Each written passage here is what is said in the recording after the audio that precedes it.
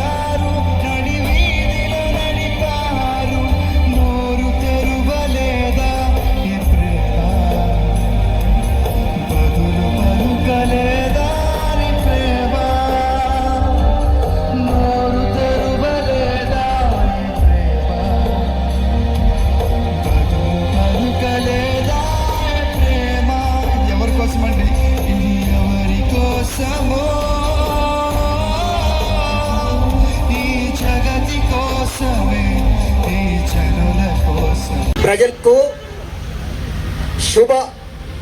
శుభాలు తెలియజేస్తున్నాం.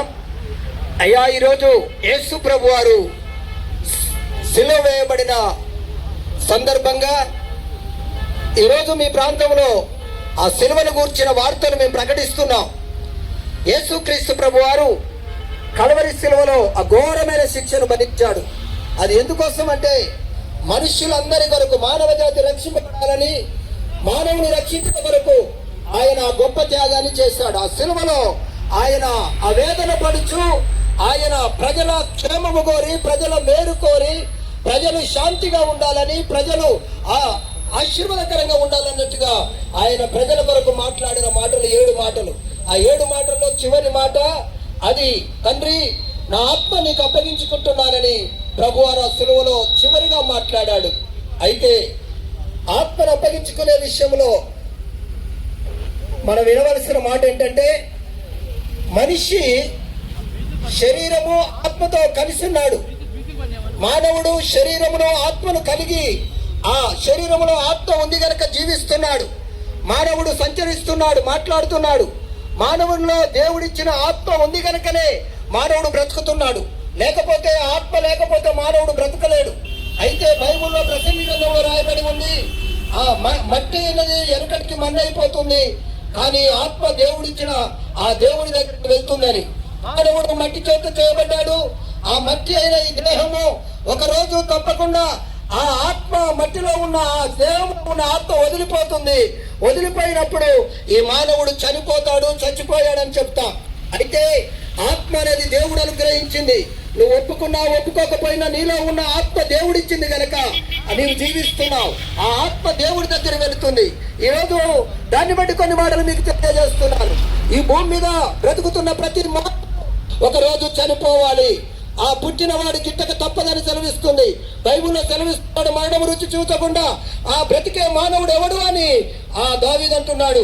మరణం ఉన్నది, మరణము ప్రతి ఒక్కరికి ఉన్నది. అయితే ఆ మరణం అనేది మరి నీ ఆత్మకు లేదు.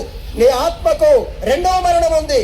మొదట ఈ మట్టి అయిన ఈ శరీరము ఈ భూమి మీద వదిలిపెట్టబడుతుంది. నీ లోపల ఉన్న ఆత్మ ఎవరైతే అనుగ్రహించారో ఆయన వద్దకు వెళుతుంది. ఆయనే దేవుడు, ఆయనే యేసు క్రీస్తు ప్రభు. ఆయన కూడా మానవుడుగా ఈ భూమి మీదకి మనుషులు రక్షించుకు కొరకు వచ్చాడు గనక ఒక మానవుడుగా ఈ భూమి మీద జీవించాడు. కానీ మానవుని వలె పాపములు జీవించక పరిశుద్ధమైన వాడిగా జీవించాడు. అయితే ఆయన చివరిగా ఆత్మను ఈ భూమి మీదకి వచ్చిన తన పని ముగించుకొని తన ఆత్మను దేవునికి అప్పగించుకుంటున్నాడు.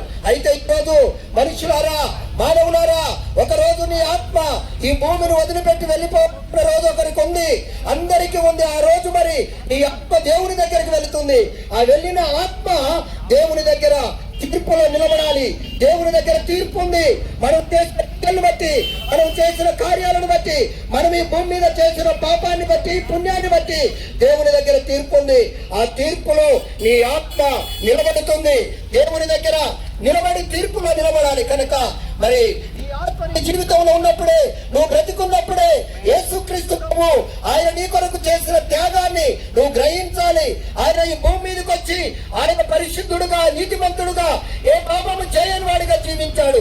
మానవాళి పాపము నుంచి విడిపించడానికి వచ్చాడు గనక, ఇదిగో మానవులంతా పాపములో ఉండి నిత్య నరకానికి వెళ్తున్నారు గనక ఆ నరక తప్పించడానికే యేసుక్రీస్తు ప్రభు దేవుడు ఈ లోకానికి దిగి వచ్చి ఆయన మనందరి కొరకు ఆ కలువరి శిలువలో బలియాగమయ్యాడు.